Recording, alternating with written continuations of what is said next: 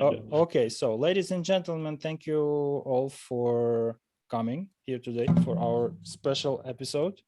Welcome to No Name Podcast. Today we first go on air in English from undisclosed locations, apparently, which nevertheless will be obvious by our funny accents. For those of you who don't know us at all, we are a regular Ukrainian cybersecurity show, but not so regular lately for obvious reasons. And today we have two hosts. It's Alexei Starov, who our listeners surely know from previous episodes. Alexei brought it all up.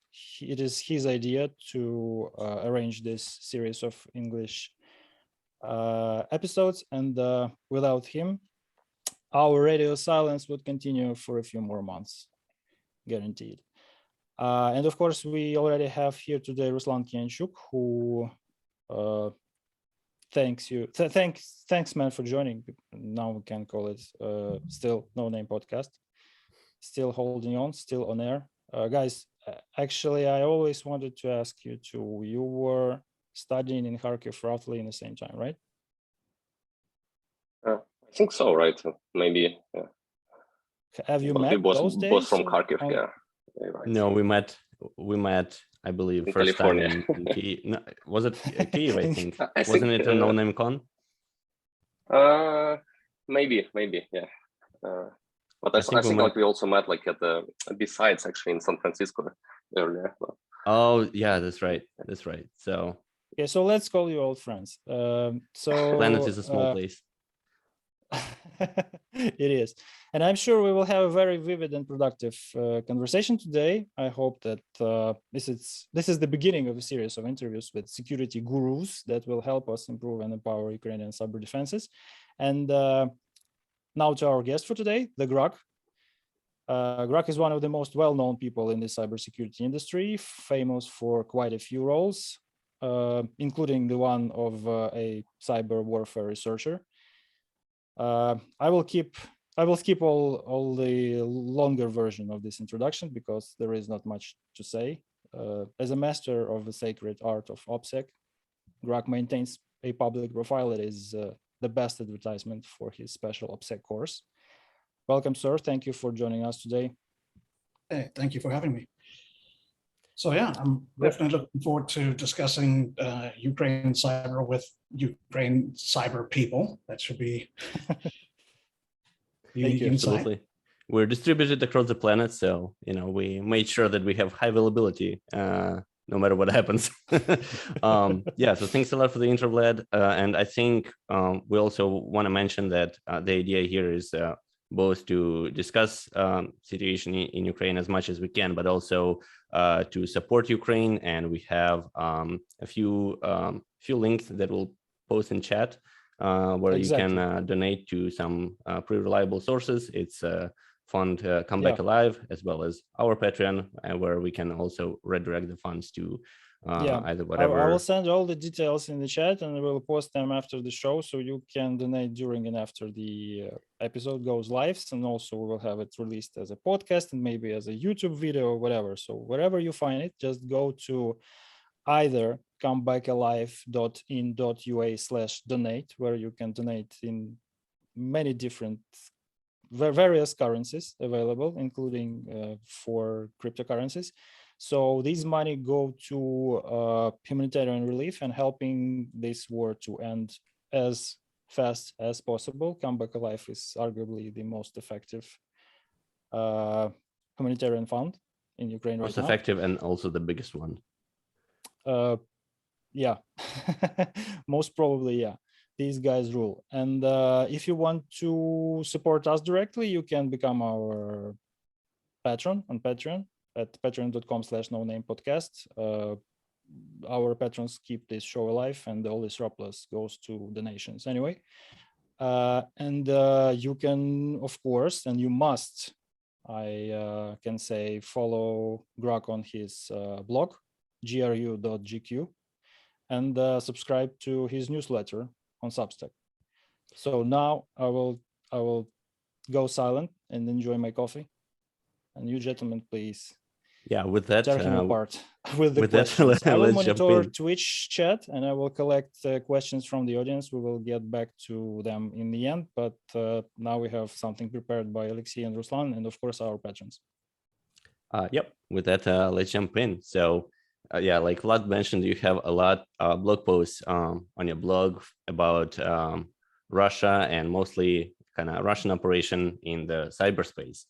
Up until the war, I would say a lot of messages were, that they are pretty successful and know what they're doing. They had a very powerful kind of informational influence campaigns throughout the years, both elections in the US and I'm sure many other places as well, maybe just not as kind of on the surface. But it seemed like recently their operation was not as effective, or rather not as active at all, especially outside Ukraine. They do a lot of attacks in Ukraine, but we probably would expect another colonial pipeline or anything like that, like attacks in Europe, especially after they help us, US and so on. So do you also see that? Do you agree with that? Why do you think that is, if so? Yeah, so this is, there's a bunch of interesting questions in there that I'm sort of going to try and get to in a multi-part answer. So firstly, historically, Russia has had very, very good cyber. They've got good cyber people. They have effective organizations. They also have bad cyber, like they're not all amazing.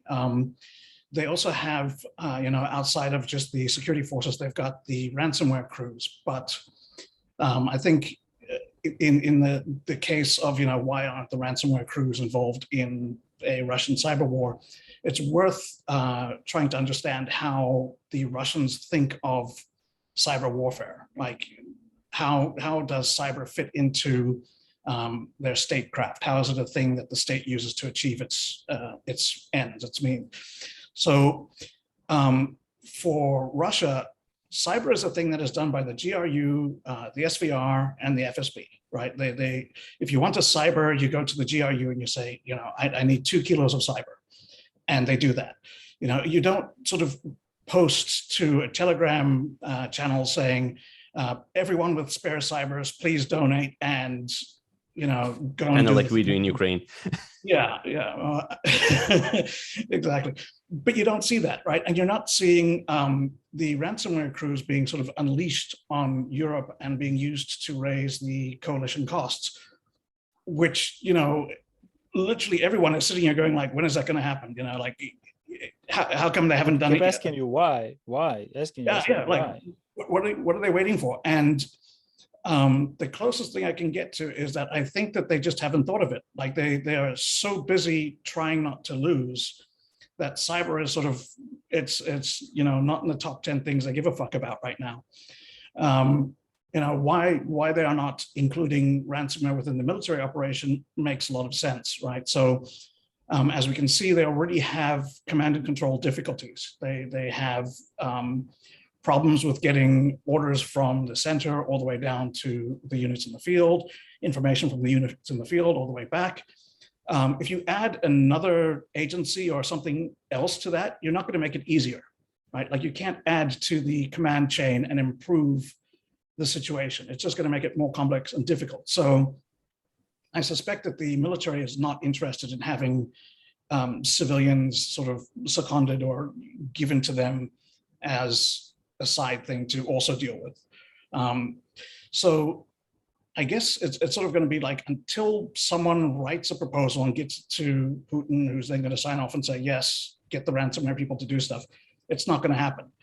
So that's kind of ransomware. I think it's, when we're looking at sort of Russian cyber in Ukraine, it's worth breaking it up into 3 phases. So we've got the sort of pre-invasion, which I guess you could start and say like December and January, around there, where you're starting to see like a lot more pressure and harassment and, wipers and defacements, DDoS, a lot more collection of more, lists of people, of tactically useful information, not necessarily just strategic, what is this ministry writing about and what are they going to do for policies? It sort of give me a list of, like they went after the auto insurance. Now, auto insurance is a weird thing to go after unless you're planning on occupying a country and you're worried about being able to track people on vehicles.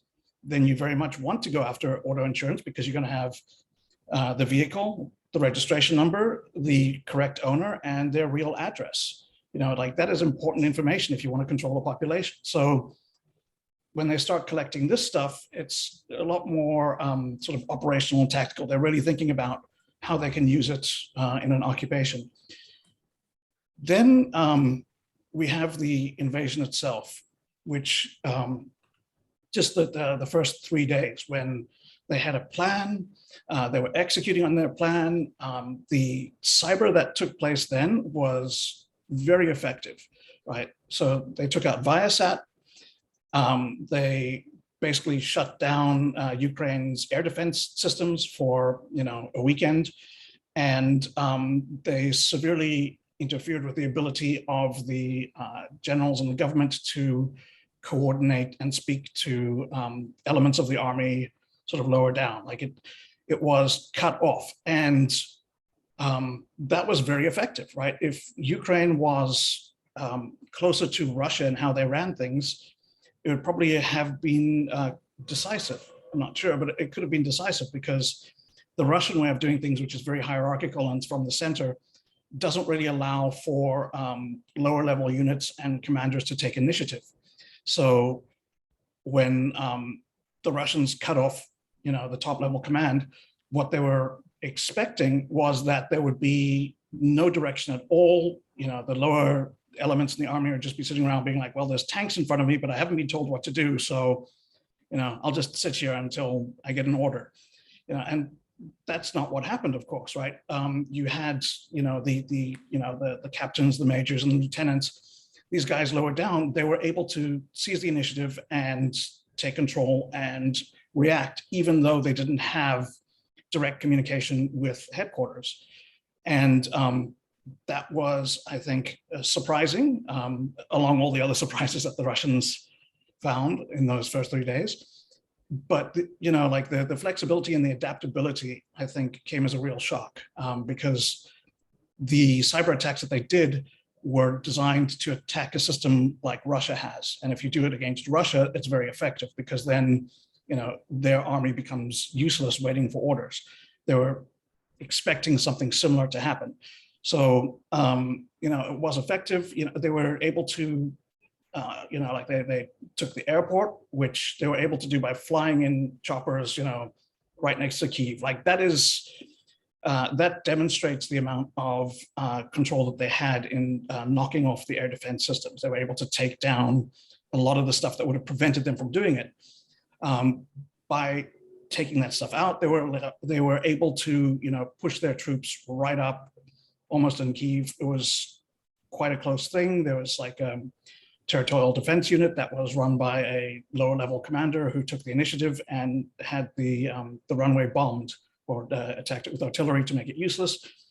Like that decision was very impactful early on, and it's not the sort of thing that could happen with a Russian army.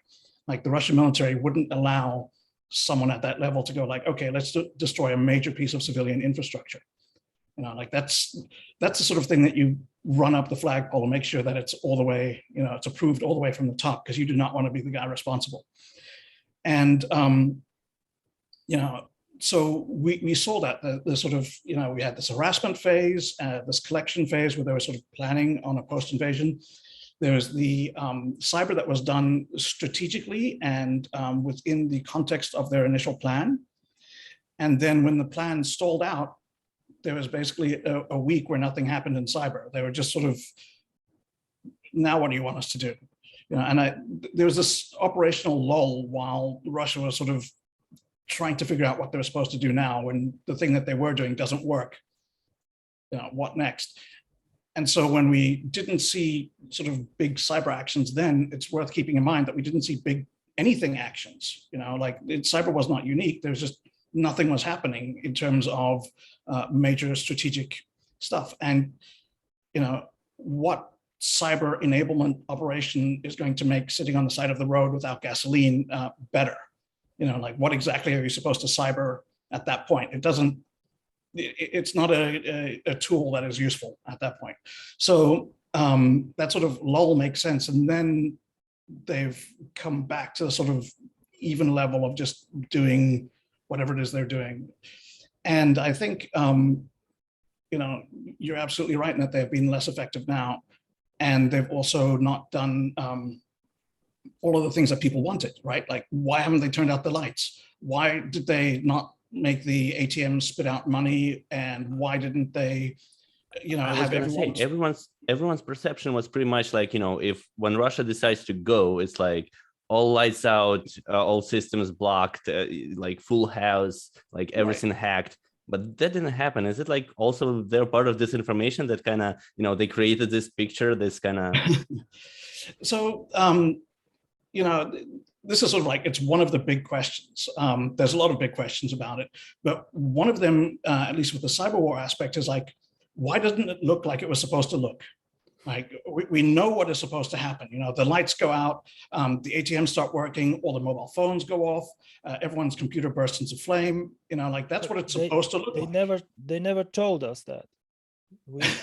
We imagined that. We fantasized around that ourselves. They never told us so. Exactly. What basically happened was people look at capabilities, right? So you can turn off the lights. You could hack the ATM networks. You could hack the mobile phone networks. And then they think, well, if you can do that, they will do that. And that's not really how nation states work. Like states, generally when they're conducting military operations, don't do things just because they can do them. Like they have a plan and they're trying to do things that will make them achieve that plan. And so if we look at the, like turning out the lights, would that have helped in any way with what they were trying to do? They had cut off communication. They'd already achieved that sort of the virtual decapitation strike. That was a thing that they did. Since they expected to be sort of welcomed as liberators, if they had turned out the lights, it would have pissed off the people that are supposed to like them, right? So it's not something that would help even psychologically. It would hinder psychologically. If they interfered with the banks, well, they were expecting to take over the country. Like they wanted the money in the banks for themselves. Like they're not going to spit all the money out and give it to everyone or like delete all the accounts and stuff like that. If you could do that, you would need a reason for it. And it doesn't make sense for them if they're trying to win the people over to make everyday life really difficult. So I think that's something to keep in mind, is like they had this vision of how it was supposed to go, and shutting things down didn't fit that vision. Doesn't seem like they try to win people in all the other aspects though. So I'm not sure. Yeah, they haven't maybe it's just a problem of like coordination. Maybe they want one thing, but the army does the other thing. I'm not sure, but yeah, definitely did not stop them. That's because the plan was so short. There were two versions of the plan, for 3 hours and for 3 days. And once 3 days passed, we cannot expect any level of coordination because, as the Grugq said, so there is no plan anymore, and we need to shift the objectives. But all these type of cybery things, they need preparation, right? And you cannot shift it so dynamically as you wish, right? You still have to wait for some time, develop a new plan, and then start synchronizing kinetic and the cybernetic activities. Yeah, absolutely. Did I get it clearly? So they just don't have this level of cooperation between different branches of military. Yeah, and I think that's something else that's worth bringing up, is that because this was sort of like the whole invasion was sort of sprung as a surprise on like the military, and that, they had very, very short notice. They didn't have, months of planning, knowing that, okay, this is the go day, you have to be ready for these things. This is what we're trying to achieve. Like they didn't have months of planning. They had, days or weeks at most.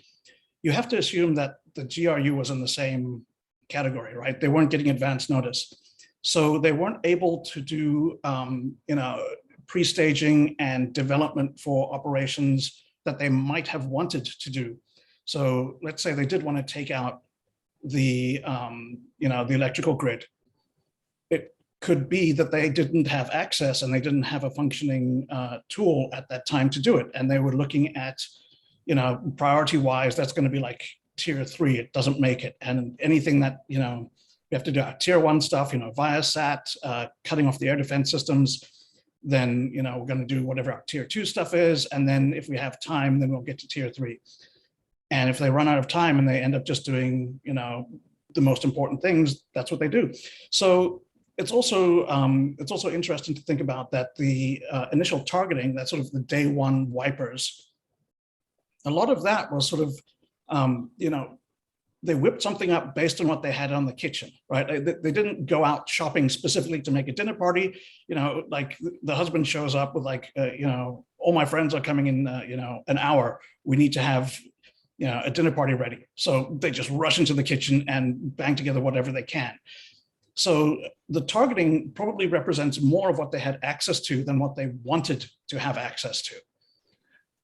So to a degree, it's worth thinking like they did what they could do with what they had available. And that's commendable, like they were able to make something work. Good for them. But it's not, I wouldn't take lessons from this. This is what Cyberwar is. Sorry. What about like stage 3, right? Right now we see on the ground that they pretty much like destroying everything, like destroying cities, right? And I do expect such a destructive strategy is something they can choose, right? And probably they're choosing. Do they have like obstacles with this?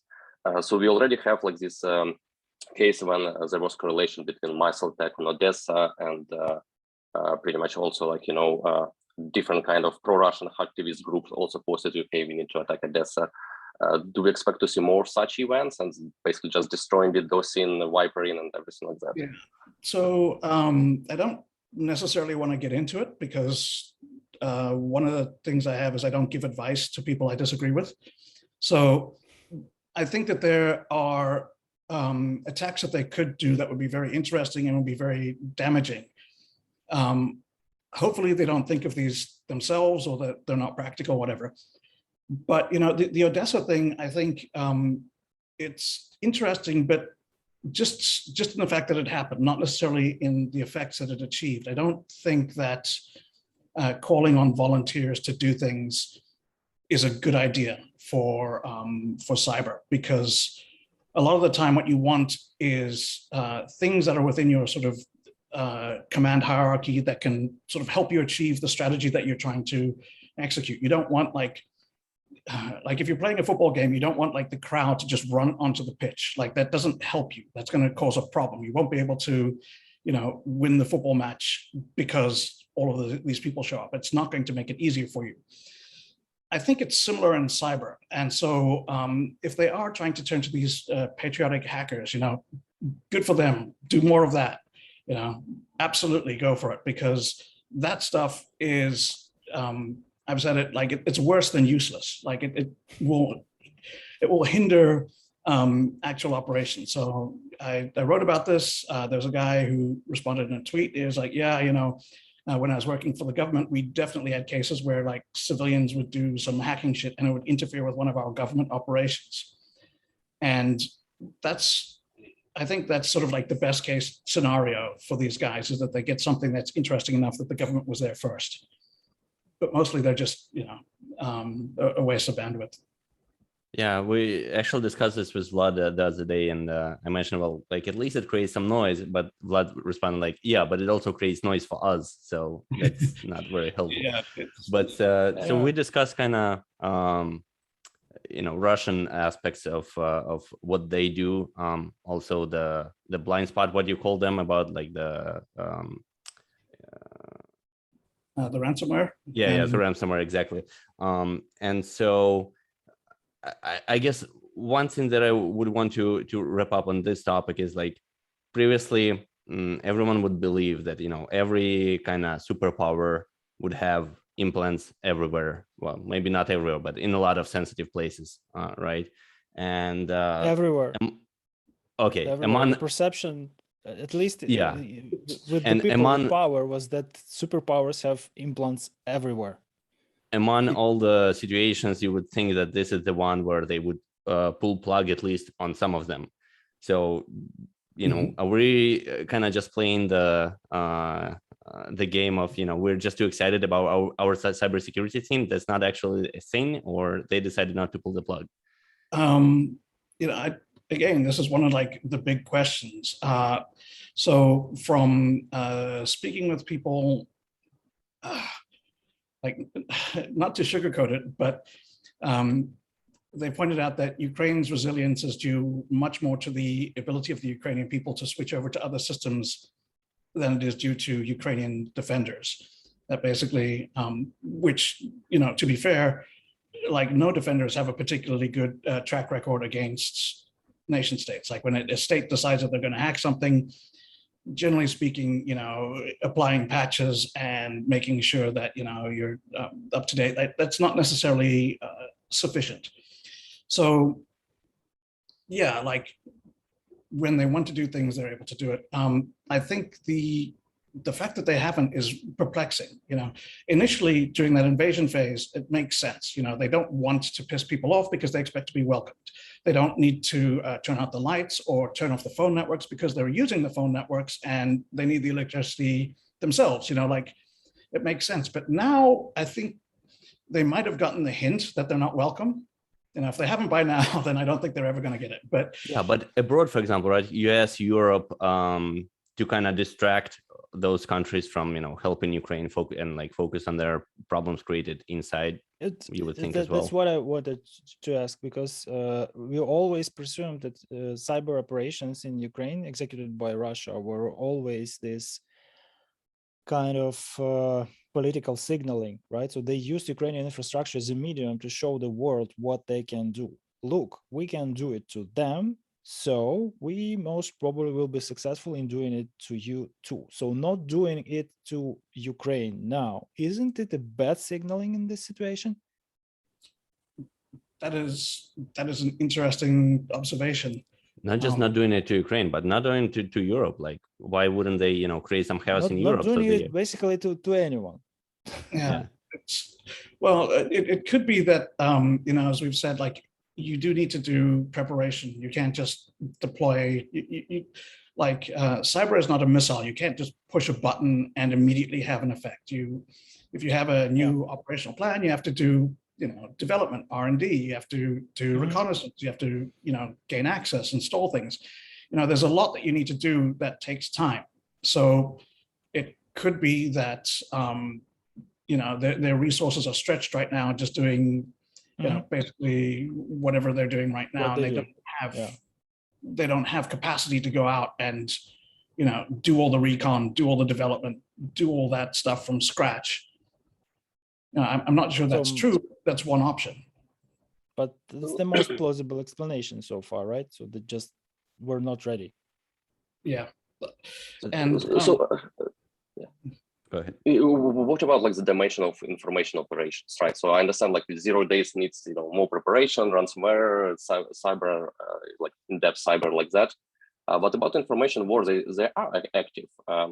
You know, all this disinformation news, like fake news, fake accounts, also like in broader scope, not only inside Ukraine, but in other, you know, European and US and other Western countries. But also still, I do not think that they're still effective, or that much effective, at least like what the inside propaganda over the past 8 years and more. So do you think it's the same reasons, or it's kind of different? Yeah, so I think part of the problem that they had with information war, you know, so one thing was that, you know, in 2016, when they did their big thing in the US and Brexit and so on, they basically showed their hand, right? So they showed the West, these are the techniques that we use. This is how we do our thing. And you know, like Facebook and Twitter and so on, they have taken steps to mitigate that. So it's less effective than it used to be. Also, the general public is more aware of it, and it's, you know, slightly less effective against them. In 2015, no one was saying, Russian bot, Russian bot. Now there's a very, very high chance that if you, make a pro-Russian statement, you're going to be accused of being a bot, because it's in the cultural understanding that, Russia does this thing. So I think, on the one hand, that is less effective. I think it's worth considering that, you do have to plan information operations to an extent. If you're just trying to cause problems, you could sit around and monitor the traffic inside a country, and when like a little scandal happens, you can seize it and amplify it and cause problems. But if you want them to think a particular way, you have to prepare for that. You can't just, you need to do messaging. It's a marketing campaign, right? You have to plan. You have to have meetings where you discuss, what is the themes that are we going for? Like, what's going to resonate? What are the, broad brushstroke outlines that we want people to take away? You can't just wing it. And they clearly didn't do that because, as we've said, their plan didn't involve a long war where they were losing. That's not how it was supposed to go. So they didn't do any preparation for, how to make it look like they're on the right and they're doing the correct thing. The whole point was to get it over so quickly that no one could respond.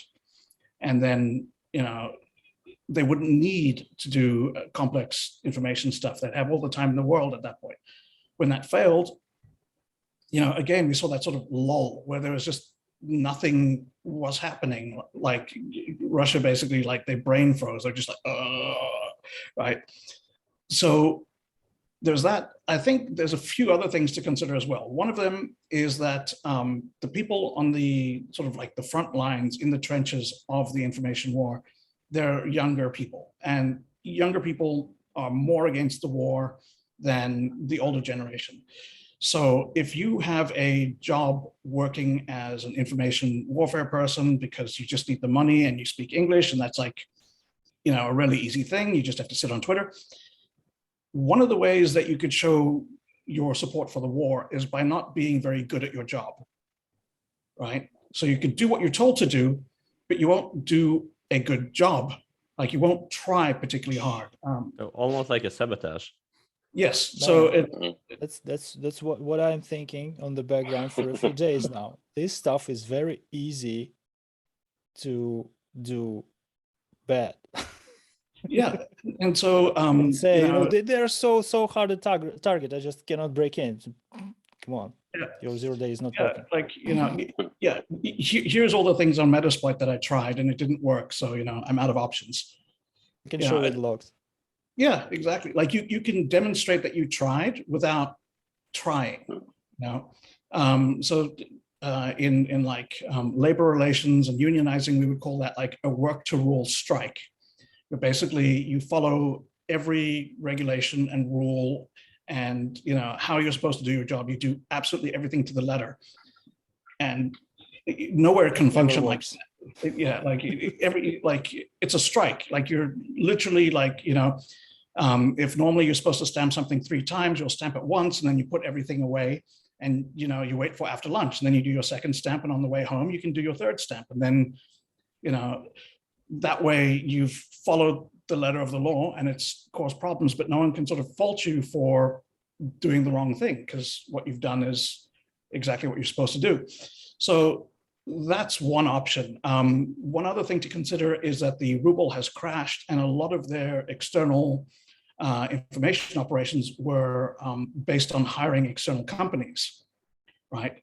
So they got cut off from SWIFT, so they weren't necessarily able to send money, and their money, halved in value. If you're hiring people somewhere else and getting them to do your job, and then your money collapses and you can't send them money, they're not going to do it anymore, right? Like they're going to stop. So I think you can ask them to pay you in ruble, but yeah, it doesn't work really well in many cases. Well, it works with 2 countries, but not the rest of them. Maybe they could offer, like some tanks that they aren't using or whatever. But yeah, like they lost the ability to sort of get external people. not completely, but to a huge degree. The people that they're relying on are not necessarily ideologically motivated and committed. And they're also, I think a lot of the people involved right now, so like there's this dynamic that shows up in dictatorships. If you're running a dictatorship and you're the dictator, the things that you worry about are the army and the intelligence services getting rid of you. And so there are ways to minimize that. One of the ways is to make sure that the people who are in charge of everything are loyal, and you choose loyalty over competence. You choose people who will agree with you and will do what you want to, like you get people who do things that are good for you rather than people who are good at doing their jobs. And if that goes on long enough, it trickles all the way down, because that's how it's supposed to work. So one of the reasons that's been put forward of why the army has performed so poorly is that it's followed this sort of process. I would think that the intelligence services have probably had the same sort of issue where, like the FSB did incredibly poorly in Ukraine. Like somehow they came away with, like they've never been very good at analysis, but they completely fucked that up so badly. And, they were just corrupt as hell on all the stuff that they were sort of allowed to do, because that's how you keep them on board. Right? Like if you're bribing your security services to like you, you promote loyal people, and you turn a blind eye to corruption, which will allow these people to make extra money. Either you allow them to be corrupt or you pay them money yourself. You sort of buy their loyalty. Allowing corruption is one way of not spending your own money on it. So that sort of thing tends to be good in terms of maintaining power, and then bad in terms of having a working apparatus that you can actually turn to. And so to a degree, I'm wondering, how much of their failure in some of these areas reflects just systemic problems that have, rotted into the organizations that they have. And yeah, like the information warfare, I think it's worth remembering that one of the other things is you've got this like 68-year-old man, like a KGB pensioner, and he's running an information war against a comedian who used to be on TV and has a really good understanding of media. Yeah, that's the main misconception here is that the information war most probably is run by a professional social media management and CEO optimization stuff guy who is currently our vice premier and minister of digitalization. So these people must know how to do it right. Right. I mean, if you're going to be going to war with, like if you're going to have an information war, it's not a bad idea to have like the Ministry of Digital Transformation. Exactly. That's a pretty good idea. Yeah, they have it too, but it's mostly silent. That's exactly the direction I wanted to steer it in, right? And we kind of naturally arrived to Ukrainian Minister of Digital Transformation.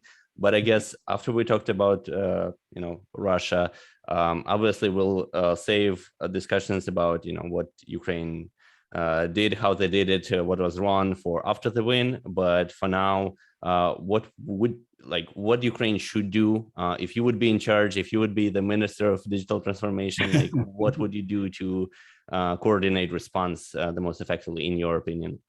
Yeah, so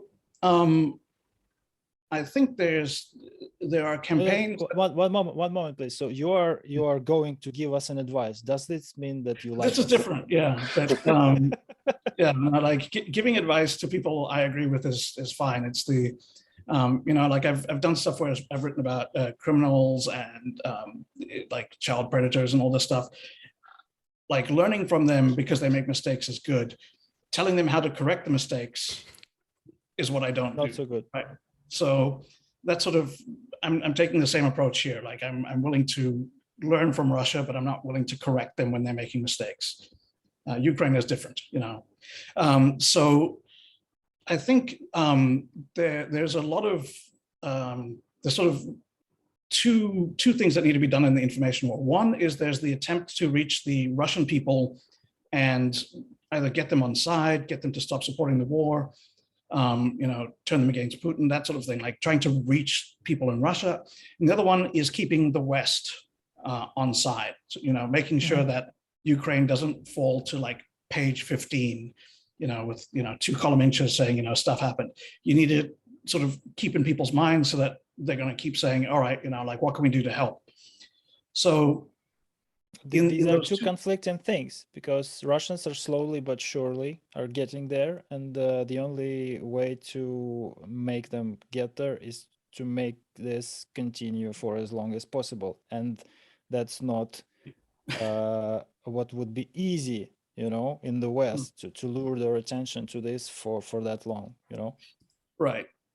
So yeah, like the more casualties that the Russians experience in more places, the more Russians will realize, like, war is not a good thing. Like, war has, actual exactly, yeah. impacts. Obviously, the longer it runs, there will be more casualties, the more people will turn against it, sort of, as has happened with like Chechnya, with Afghanistan, like, you end up with mothers driving to the border to pick up their sons and, take them out of the military. That, it'll happen in the future, years down the line. That is not a useful time frame. Like, yeah, running a war for Ukrainians will die too. Exactly. It's not a very optimal strategy. No, it's deciding, let's go for the long haul and just, attrition until there's no one left. That's not a sort of strategy that you want to come forward with and being like, I've got this thing licked. I figured it out. I know exactly how we're going to win. 10 years of bloody war. Like, no. So, I think that, yes, that causes problems. There are ways around that. And I think one of the problems that Ukraine has had is the attempts to reach the Russian people have been Ukraine-led. Why are you doing this to us? We're people just like you. That's not useful if they don't think that you're people like them, right? If you're trying to say, we are different from you, why are you doing this to us? You already answered the question, because we're different. What you should be doing is using Russians to convince Russians that war is bad. And where do you have perfect versions of that? Well, the people on the front lines who are getting shot and are, losing a hand and screaming into the radio, or are calling for a medevac to come and pick up their 20 friends who have all been killed. All of this stuff gets broadcast over radio, it gets captured, it gets analyzed for intelligence use, but I think that there's a huge psychological impact as well, right? So if I am a Russian citizen and I hear a Ukrainian ask, why are you doing this to us? I can come up with reasons. If I'm a Russian citizen and I hear Russian boys screaming in pain and terror, that's different, right? I start realizing this is bad on both sides. So I think that there's a campaign that could be run by sending, like the Russian experience of war, particularly the actual experience, not the one from interviews. Like when it's interviews, they don't include all the stuff where they're swearing and cursing and terrified. That doesn't get picked up. What you want to do is like just raw, real, visceral experience. Currently, SBU is regularly posting this kind of intercepts. Of course, framed the correct way and put into Telegram, easy for sharing, but they just have to make it more dramatic, right? And focus more on covering Russian audience. Yes. Right? Yeah. Mm-hmm. So Sure, the way I would think to position it would be things like, here is, Oleg, blah, blah, blah, from the 3rd Armored Division trying to reach his captain who has abandoned him in the field, and, take it away, Oleg. And then you transition and you could say like, and you come back, you're like, and so that was Oleg with his experience in the field after his captain abandoned him, and his 10 friends are dead. So, following that, we're going to now have, someone else in the field who's going to be, talking about bringing in a medical evac because his friend has had his legs blown off. You basically make him sort of understand that this is happening to your side. This is what your boys are going through. Like your brothers, your uncles, your fathers. This is what's happening to them, and it sucks. And you don't want people to go through that. So I think that would resonate. So that would be a suggestion. Throwing that out there. Yeah, Well, you need to make sure. critical. Yeah, you need to make sure the right people hear this. Right. Oh, I will. I This think, actually, I think there are ways that you can make it very, very widely available. It might be, I don't know. I'm just thinking that, like how the memes, like there are certain. It's not easy in the country where TikTok is blocked, because this stuff was right. basically invented for this kind of operations. Wait, are you talking about US or Russia? No. TikTok is blocked in US? Well, it was, right? How? Almost, yeah. It's Yeah. Chinese,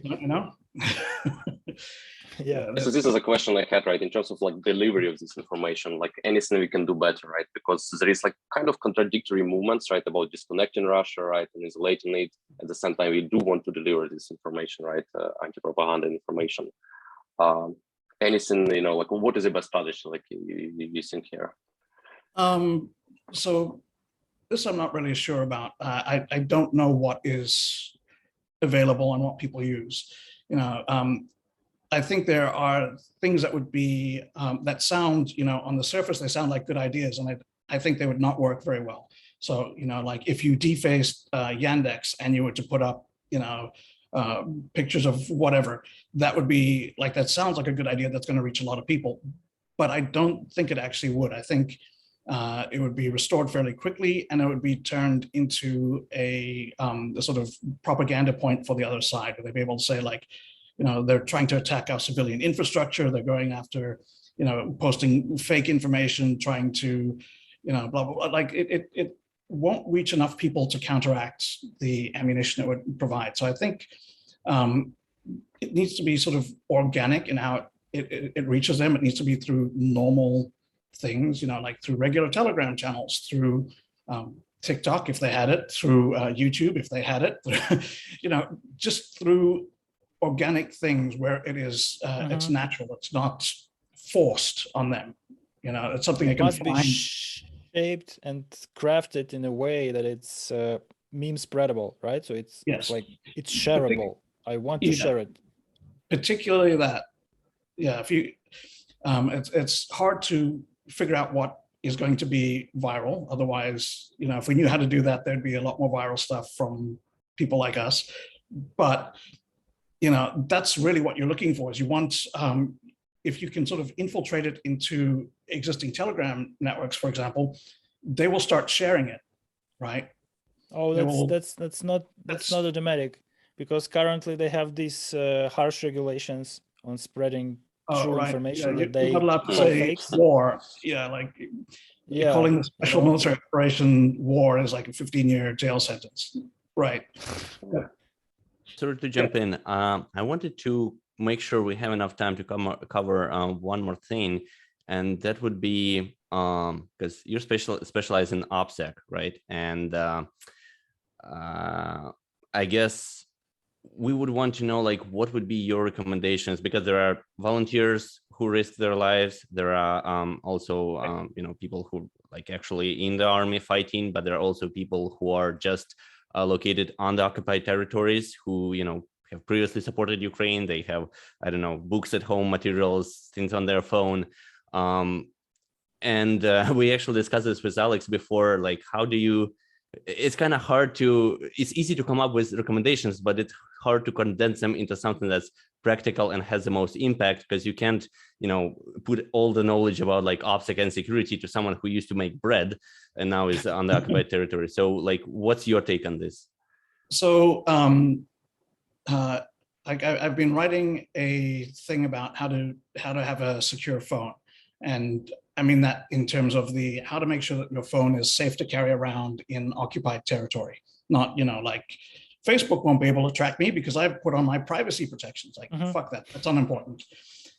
So basically the primary thing to have in mind, to think about, is that as soon as you put your phone down, like as soon as you stop using it, think that someone's going to pick it up and look through it to find evidence against you.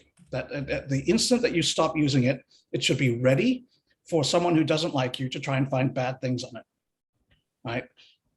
You don't want to have it so that your phone is, you prepare it for when you're going to do something where you might encounter someone who's going to examine it. You don't want to sort of get ready for it, because things happen at unexpected times, and you will not be able to, delete pictures just before you get pulled over. You want to be ready for it before it happens. So, in terms of, having books or something at home, you don't, if that is a threat, then you don't want them there. And the way to get around that tends to be things like put them in plastic bags and bury them, and you can come back and get them later, or put them in a communal place so that they cannot be linked to you specifically. This was one of the things that happened during World War II, when there was a radio operator based in France. He was working for the British, and what he did was he was renting a room in like a sort of a shared guest house thing, where there's like each person had their own room, and there's a lady who ran the place. He took all of his code books and his other stuff, and he found a hiding place in the kitchen, and everything that he couldn't leave behind in his operating location that he had to take with him, he kept hidden in the kitchen, so it wouldn't be in his room, and it wouldn't be on his person. It would be, somewhere that he could access it if he needed it, but it wouldn't be his. So that's something to consider. In terms of keeping a phone safe, I would say, like, the things that you mostly want to be concerned about are messages, like message programs with Telegram or Signal or Messages or whatever you're using, and photos and videos. Like it seems to me like those are the sort of, if someone is looking through your phone to see if you're doing subversive activities, they're going to look at, like, are you taking pictures of military installations and whatever? That would be bad. And are you talking to people about things that you shouldn't be talking to them about? Those are the sort of, that is, I assume, what's going to trigger problems. So as a user, like someone who needs security, delete the photos after you've used them. Like I assume that you take the photo, you upload it somewhere so it can be used by the SBU, delete it. You don't need it anymore. It's just contraband that's going to be problematic for you. If you, same with videos, when you are using a chat program, if you're using Telegram, use secret chats and turn on disappearing messages. Because the value of disappearing messages is you don't have to remember to delete them. They delete themselves. Everything else, remember to delete it. Again, it's that as soon as you stop using it, it's going to be inspected. So if you are chatting with someone and you talk about what you need to talk about, once you have exchanged information and that's done, delete all of that. Make it so that your phone looks like it's not being used for what you're using it for, just by deleting things as soon as you're done with them. But we can easily add delete the call history here, right? But won't it be suggestive for the person expecting the phone that you are hiding something? So this is the thing, is like, you don't want to delete everything, right? You want to, it's just a little delete the SBU bot. Everything else leave in place. Rename the SBU chat app to, to something else. Something else. Pro app. Yeah. But like, Bigger brother. So you don't want your phone to look blank, because that is suspicious, and you don't want it to have anything dirty on it. So what you're trying to do is you're trying to have a device that is used, looks normal, and lived in, but used and lived in, but not dirty. Another thing you could think of is downloading porn and putting pornography into your pictures. Like, you've got 19-year-old guys looking through your phone. They want to find pictures of tanks. They find pictures of boobs. They might stop looking for tanks. Like they've got something else that's more interesting. That's why they call you a specialist in deception. Nice. Yeah. I know a few guys who will like this advice very much. Yeah. No, honey, you don't understand. It's all for AppSec. This guy told me to do so. He knows his stuff. Yeah, but that's sort of like one of the things that you can think about is if you're going to look worried that someone's looking through your phone, which is very, very likely, and it's appropriate, it helps if you've got something they can find that you should be embarrassed about, but not that you would be in trouble over, right? So I'm embarrassed that I have, nude pics on my phone. Oh no, they found it. This is so bad. That's the concept so great. I will write it down because take a note. Yeah, so many ideas. Yeah, so it exploits one of these things about the way that people operate when they're searching, particularly if they're not trained to do it. So when you search, you stop when you find something, right? Like if your job as a customs inspector is to look through someone's luggage for illegal things and you find a bottle of whiskey that has to be taxed, you've done your job, right? You found the whiskey, they pay the tax. Next, you're done. Similarly here, like someone has to look through your phone and find, evidence of contraband. They find something else that's distracting. They're done, right? Remembering their actual task and going back to it is a little bit more difficult now because they've already achieved something. They've already sort of finished the task that they set out to do. So it can that's a trick so old, from the auditor's life. I remember that an external auditor comes on site of some of these big four guys that have very little time for so much work, and you're like handling this stuff internally.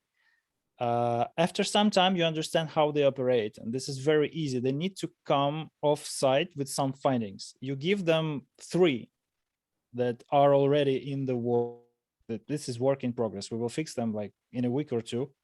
They are grateful to you because they already have 3 of the 5, right? And then they are lax. They do not search so vigilantly, and they will find something, but not that bad something that you want them not to find, and they go away and everyone is happy. They are happy with the report and everyone else is happy with the report because effectively there are 2 low risk findings. There you go. So far. Yeah. Okay, so one quick question. I had a question. Lati, we have a if you question can give from me the audience. Yeah. Oh, this one is a priority, right? How do you think? Okay, why don't they bomb IT infrastructure and or cybersecurity centers and big IT companies in Ukraine? Interesting. Are there any? They do bomb TV towers, but it is nonsense nowadays, while preventing IT from normal operation or even showing that it is a threat to working with Ukraine in this sphere seems to be a logical step. So like showing to the world that Ukraine is not a good business partner in technology, if I understand it correctly. Yeah, I think one thing to keep in mind is that cyber is militarily, it's not a priority right now. They have a lot of problems that have nothing to do with cyber. Like they can't cross a river. They're losing territory. Like there are important things militarily that have nothing to do with computers. And so I don't think they're going to sort of task computer-related things very highly out of all of the assets that they have. They're not going to assign them to something that's not really relevant. That's something to keep in mind. Similarly, I don't know if they, they at this point, they should be out of smart bombs. So I'm not sure that they could hit a specific IT company if they know what they are.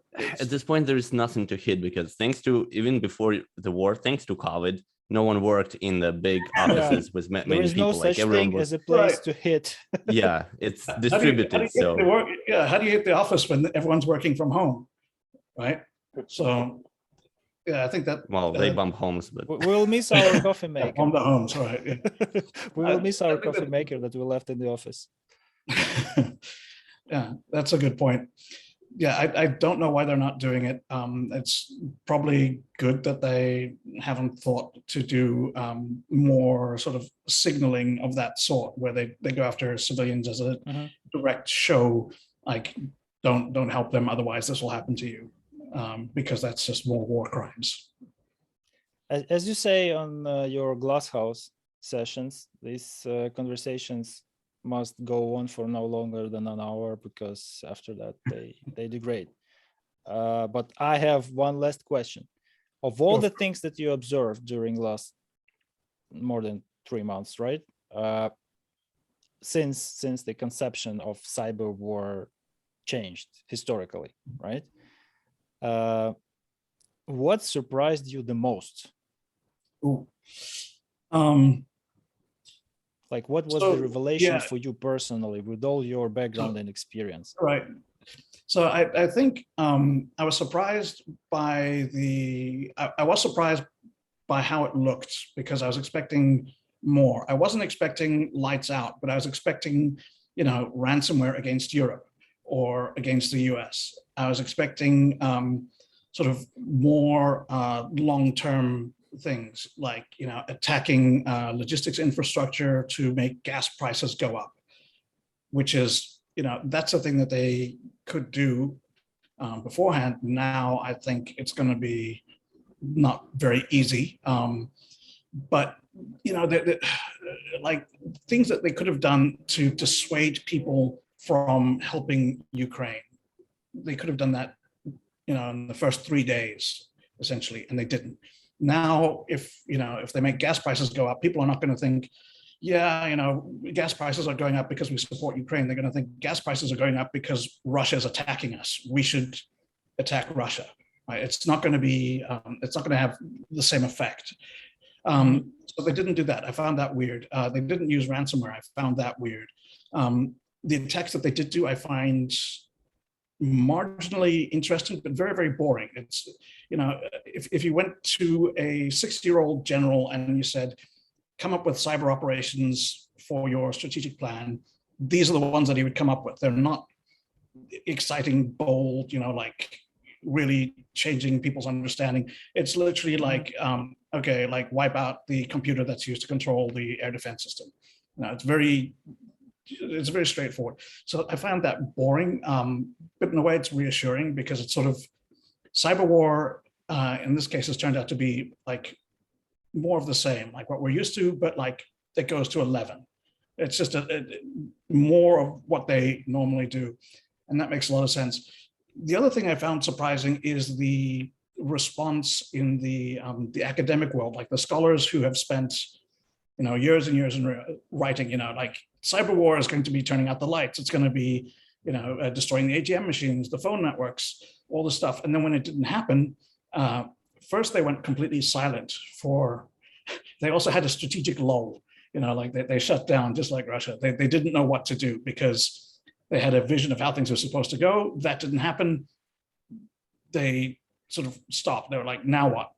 Then there was this backlash where it said, okay, well, because we didn't see the lights going out, and lights going out is cyber war, there isn't a cyber war. Like there's been no cyber. And it's like, so, that was one reaction. And then they went to, okay, well, cyber is not useful. Like clearly, if it was useful, the Russians would have done it. They didn't do it, therefore it's not useful.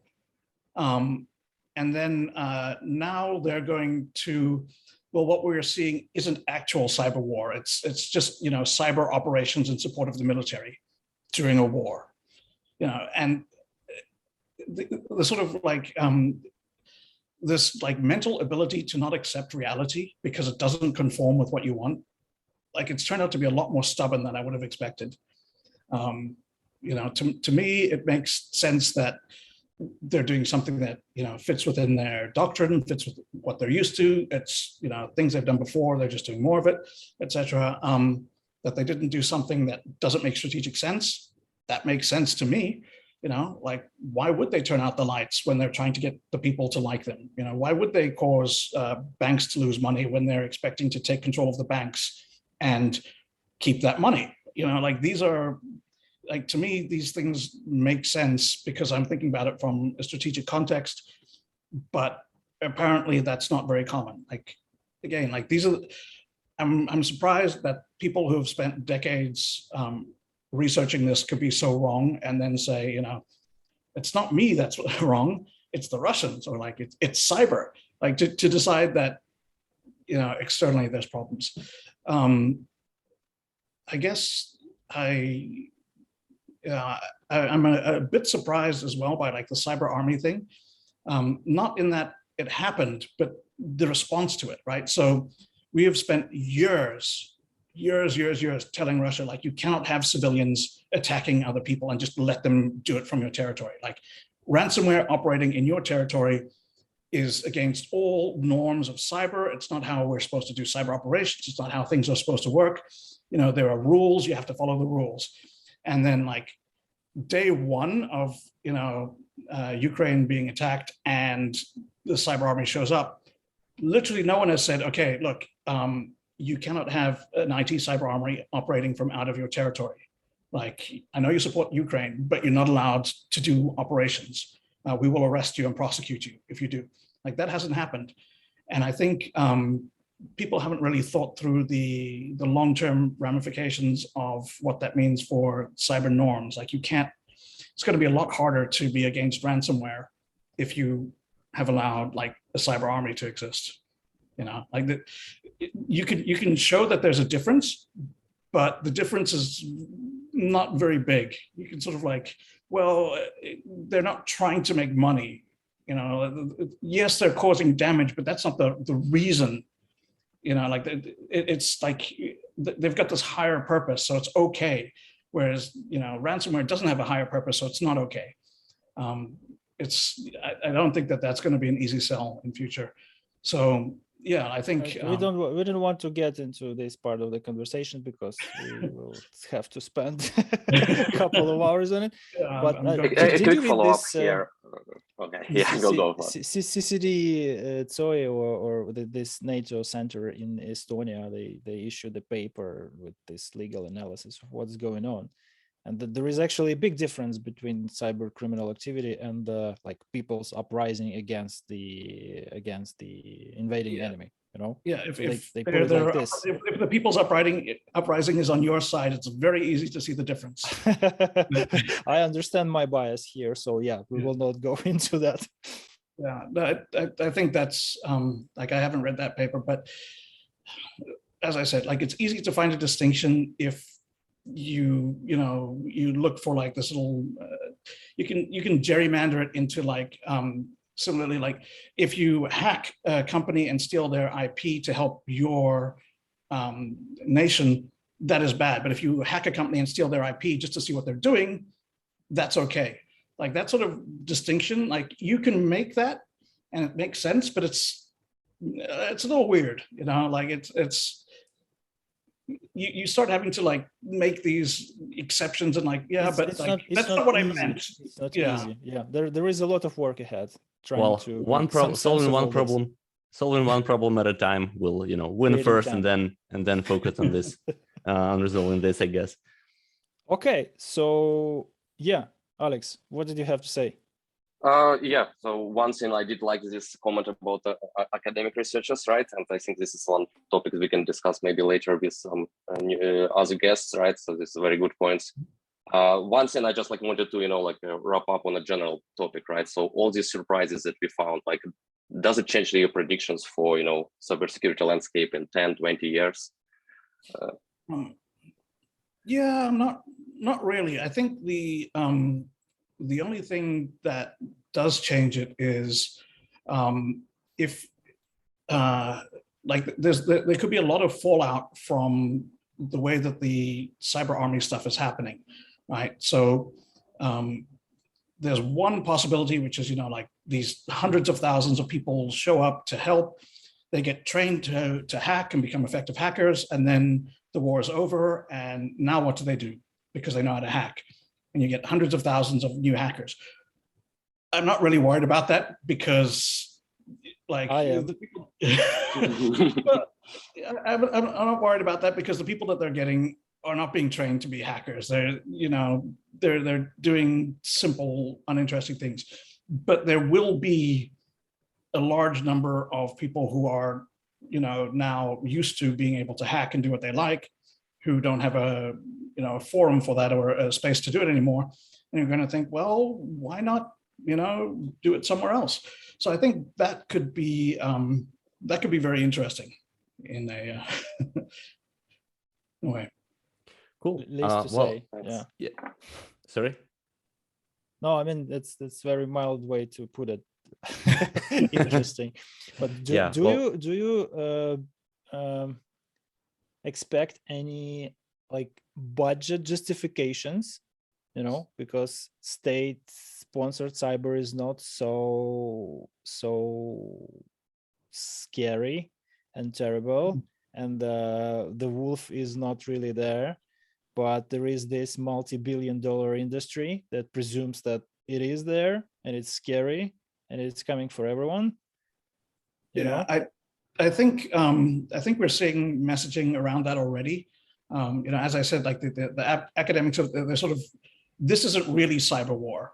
Like the real one is much worse. That is the what, like real cyber wars where the lights go out and the ATM don't work.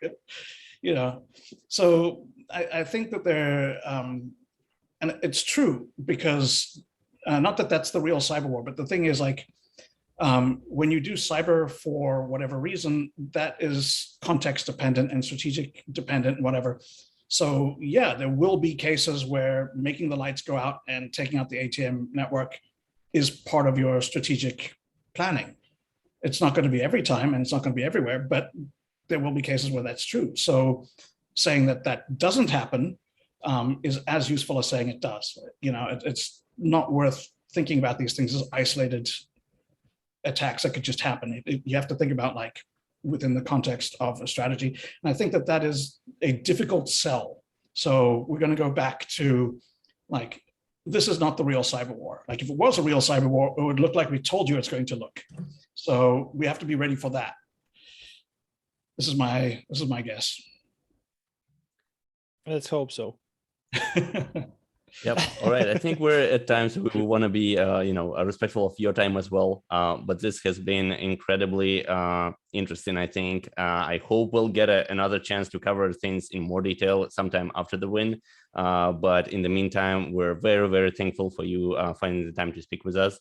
And I think last thing that we just want to remind people to support Ukraine and to donate to the links that we posted in the chat, and we'll also post after we publish the recording.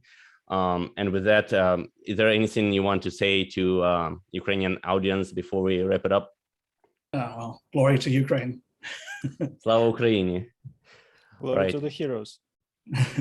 Slava Ukraine. Thanks everyone to being with us today. Thanks Grugq for joining us. This was inspiring and very thought-provoking. Thank you very much. It's been good. Thanks. Right. Thanks so much and take care.